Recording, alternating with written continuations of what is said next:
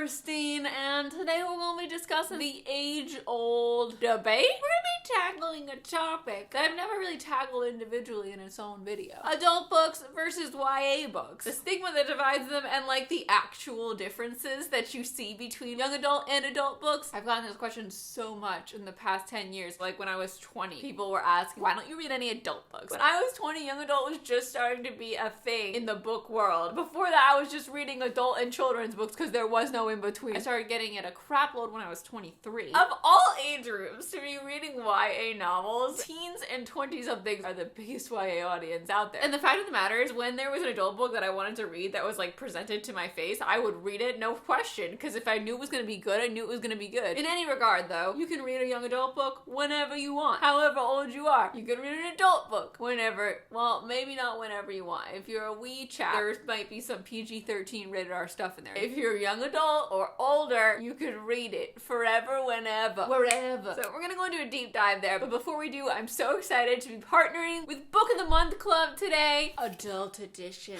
In the past, I've partnered with Book of the Month YA. Book of the Month Adult specializes in bringing us millennial women the most interesting new releases in the land of adult books. I personally find the broad expanse, the world of adult books to be quite overwhelming in terms of finding a new read. There's just so many. We get our section for YA books, there's the section for children's books, and then just everywhere else is adult books, and it's hard to know what you're gonna like in there, which is why when YA came about, I all of a sudden felt found. Like, you saw me and you gave me a section to look at, because it would be so hit or miss when I went to Barnes & Noble. I'd, look around at the adult books, just pick one that looked like something I would like. This was before I knew how to use the internet to find books I might like, but even then, there's so many. Book of the Month Club is a subscription box, and every month they feature 5 new releases from emerging, upcoming, debut authors. It's always a diverse group of books that they really believe in. They give you that list. You pick the one from those 5 that most strikes your fancy, that you most want to read. They put that in a box and send it out to you. This adult subscription box feels a little more to me because I, like I was saying, have no idea where to go in the adult world. There's so many. It's so overwhelming. So it's a great way to keep up with the adult new releases. Just getting the list every month gets those books on your radar, so you know like what's the up and coming hot reads in the adult world. Like, I'm so tuned into the YA world. Right now it's just such a great time to get back into reading, and this is a great way to keep a steady influx of stories coming into your home. The books are always hardcover and beautiful. So Book of the Month has sent me all 5 featured picks for May. First we have A Good Marriage by Kimberly McCreet. The Book of Longings by Sue Monk Kidd. Sue Monk Kidd wrote The Secret Life of Bees! Oh, that was one of my favorite books that I had to read in high school. Whoa! This is about a woman living in the 1st century in Nazareth. An encounter with 18-year-old Jesus changes everything. Next, we have The Boyfriend Project by Farah Rochan. Happy and You Know It by Lisa Hankin. And lastly, this month they have The Knockout Queen by Rufi Thorpe. You get to treat yourself to a fabulous read, and next month you get to do it again. And the best thing about Book of the Month Club is that you can pause a month at any time. So if there comes a month and you don't like any of the selections, you can just skip that month with no penalty. Right now you can get your first month with Book of the Month Club for $9.99 with code MAY5. Go ahead and use my link at the top of the description if you're interested. Book of the Month Club is fabulous. Okay, adult books versus YA books. What are the differences? What are the obvious differences? What are the less differences? Why do we make such a big deal about whether we're reading an adult book or a YA book? Why?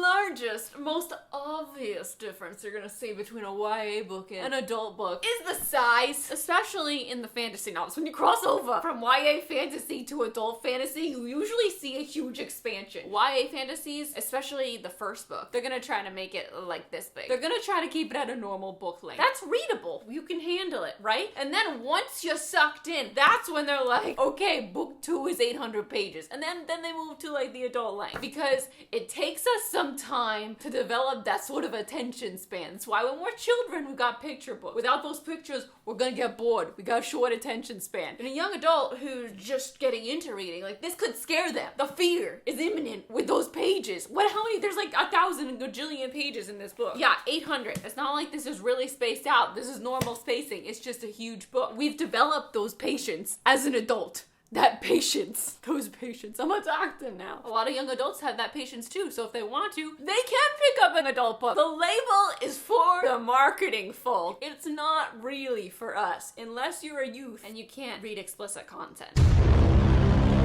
Another adult book that I've read over the past 5 years is The Circle, and this definitely required patience. It's definitely like a really slow burn. It's very like cerebral in general. It's not like an action-packed book, but it's really, really good. If you want to take the time to read it, it really hits you in this like Twilight Zone way. You need to let it wash over you and sink into your pores. It doesn't come ramming at you. It's like, it's a patient book. Crescent City. I'm just gonna use this as an example, so this is what I'm reading right now. The lead character is 23. She starts as 23 and then we follow her to 25. That's not very old. I don't know about you, but when I was a wee chap around, you know, ages 15, 16, 17, 18, 19, 20, let's just even take it to like 22. I just had this subconscious assumption that adult books followed people that were like in their late 40s, early 50s. I don't know why.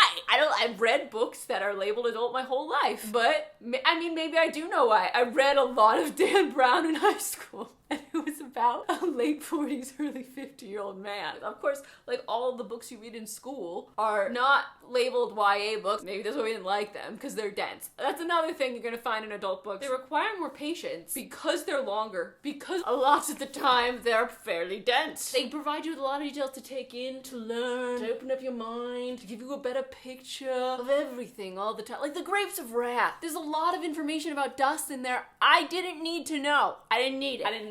It was just there, and I had to read it. But, like, I could have skipped it, and we could have streamlined that story, gone to the fun bits. In YA, that's what we do. We streamline the fun bits. They want it to be accessible to a younger audience. And if you give every reader The Grapes of Wrath as their first book, they're gonna be like, I don't want to read anymore. I read 10 whole pages about dirt. I mean, reading's boring. Young adult books allow us to see the joys of reading. And once you've seen that, you can have the patience for something like an adult book. Or once you've seen that, you don't have to read an adult book if you don't have the patience for it. If you're busy, if you're momming all day, working all day, doing all the stuff that you have to do as an adult, sometimes you don't want to have those patience. That's when you grab your YA novels. It's fun from the beginning. We don't have to be patient AF to get to the great part. And just because they get to the parts faster doesn't mean they're not as sophisticated as an adult book, which is the overall stigma that young adults have in the eyes of adults that were already adults when Twilight came out. They snapped their judgments on to the word YA, and then they proceed to use it for the next decade to put down any young readers that happen to be reading something with a cover that may appear to be YA. Like, oh, all of a sudden they're not a reader, they're a juvenile that's not sophisticated enough for the likes of my own reading taste. And this all stems from the world's prejudice against teenage girls. Teenage girls steer our world. Society, threatened by that, likes to make fun of the shit they like. That young adult is using their brain to learn more about humanity, to learn more about literature, writing, expand their empathy, just all these things. Like, I don't know why there are so many adults like that. Raise your hand if you felt personally victimized by someone while you were reading a Vampire Academy book in public. Yeah, that's what I thought. This happened to me at least 5 times, that someone felt the need to comment on my girl face book. Just because there's a face of a girl on this book don't mean it ain't fantastic, cause it is. If someone's reading, someone is reading. Ooh, got a little heated. Let's keep going. People are constantly trying to insult people by demeaningly asking, do you only read YA? Do you read adult books, or is it only YA? If I had $1 for every time someone asked me that, I'd have at least $1,000. For a while, if you told anyone that you're reading a young adult book, or if they saw that book and they were like, oh, is that a young adult book? They assumed that it was about vampires or werewolves. Like, there was a time that was legitimately something people thought. Like, the word young adult meant, oh my god, you're reading a book about vampires? Why do I only read YA? First of all, none of us only read YA, especially now that our favorite YA writers have ventured into the land of adult. Like, we've all read Crescent City, we've all read Ninth House, we've all read The 7 Husbands of Eleanor Hugo, we've all read Daisy Jones and the Six, and we've all read Red, White, and Royal Blue, except for me. I've been staring at this for a year now. I gotta read it. It's clearly an invalid argument now, but in general, it's always been an invalid argument. There's a lot of adult books They cover a wide range of subjects, and it's hard to find that one that's gonna get you. It's hard. There's way too many. They really need some more sections of the adult genre. Like, from age 20 on, you're just an adult.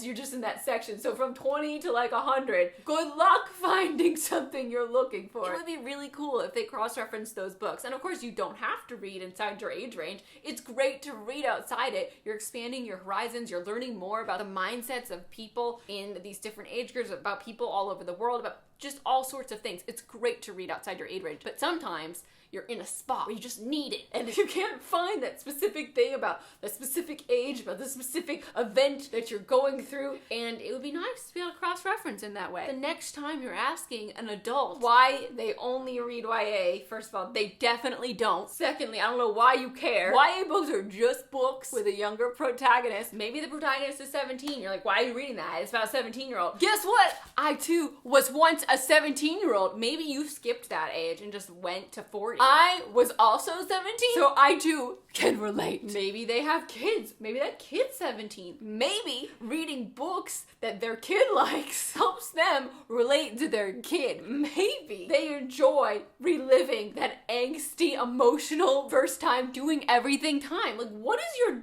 deal, man? And by man, I just mean prospective snob looking down their nose at you for reading YA. I know I'm talking a lot about like looking at it from the person who reads adult down at the person who reads YA, because I don't think any of us have any issues when a young adult person picks up The Great Gatsby. It's like, I'm reading this. Look at me. I'm 12 and I'm reading The Handmaid's Tale. They're like, good for you. That's amazing. But it's not any less awesome when that same kid picks up a Cassandra Clare novel, because these books are amazing. Within every category, there are amazing, sophisticated books and like easy, fun, fluff books. There are every span of thing. There is no lumping like all adult books are boring and all young adult books are fluffy nothing. Nothing can be looked at like that. That'd be like me saying like all guys are dickheads, don't talk to them. There is a span as large as any other spectrum in novels, in every section of novels, in any genre of novels. As readers, we're all in the same team here. We just want more people to read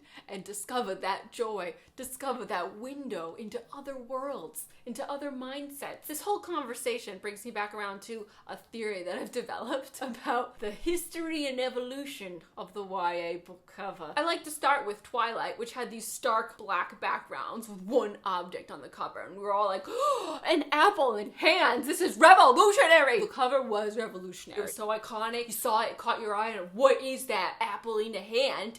I must have it. And so we did. We had it, and it exploded, and then they tried other books doing the same thing and copying it, and then there were too many of them. So the next thing we went to was books with faces on the covers. And this is when we all got mildly bullied by strangers for reading books on public transit, or by our doctors who we brought a book into the office and they were like, what are you reading? Oh, is it about vampires? Oh, it's werewolves? Is it?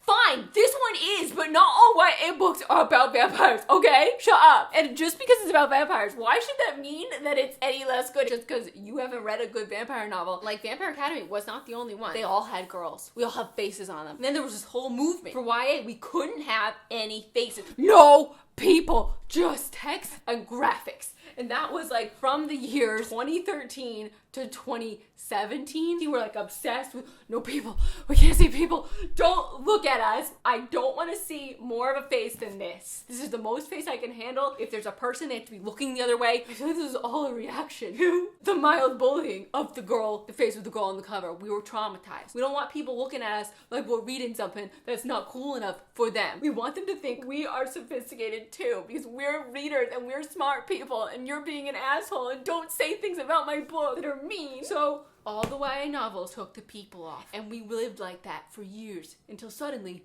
we realized we want our people back. And now all we have are people. We can't have a cover without people. People are everywhere, and if there's no person, then we probably don't want to look at it. The publisher probably doesn't want to publish it. We need a human being on that book, or else it might be about jellyfish or aliens. Who knows? This is a big difference between YA and adult. Adults can get away like with the most boring cover ever. Like, all I saw for years until I took a closer look at this really was red and orange cover. Like, that said Angels and Demons. It's just like something faded into the background with a word on it. And it's like, oh, that's great. This is amazing. You know, even like the Da Vinci Code, this is like the big hit that sent Dan Brown into like skyrocket book fame, right? I just see big words to see the Da Vinci Code and some eyes. Like, yeah, I know they're the Mona Lisa's eyes, but it's not much. And then like this one, what even is this? I know it's like a letter being opened and like you can see the White House, but it's nothing. It's a bunch of stuff. It's too busy, but it doesn't matter. They all buy it because it's an adult book and that's what they want. They want it to look like a little too sophisticated to mean anything. I feel like there's a specific group of adults who are these snobs that have this complex about looking sophisticated when they read, and we need to cater to them so that they keep buying books. Look at this cover. What is it? It's just like an emblem. It's just there. It's nothing. Like, they're allowed to have a cover with nothing, and it's fine. We want to see people, and part of that is because YA is trying to spread awareness of the diversity in different books so that young adults who are looking to see someone who looks like them can find a book where they're represented.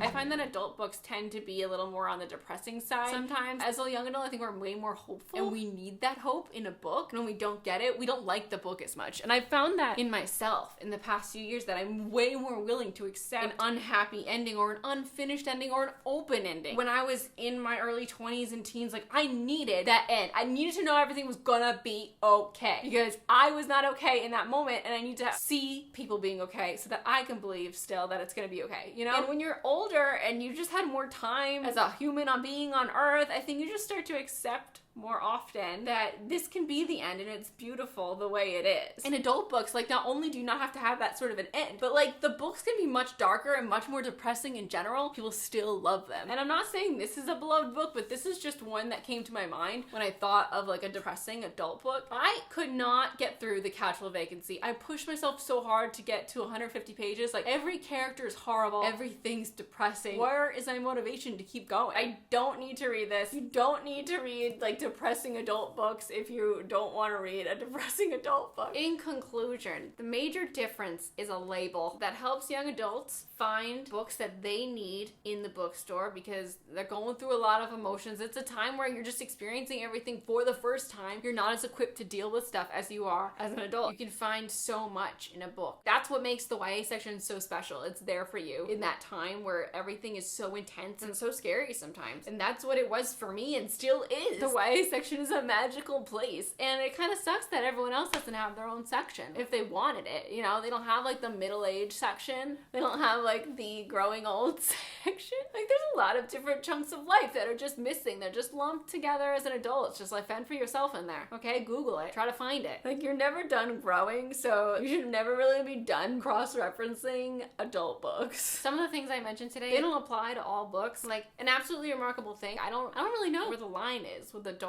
and young adult with this book. I know it's considered an adult novel, but she's 23. She's going through stuff that you do as a 23-year-old. Like, if 23 ain't a young adult, who is a young, like, what are you? The labels that are put on books sometimes really change our perception of them before we take a closer look. And when you zoom out, it can be so misleading. And it can stop you from reading something that you might enjoy because you think you don't want to read YA, or you think that's an adult book, it's gonna be boring. Like, they're just books.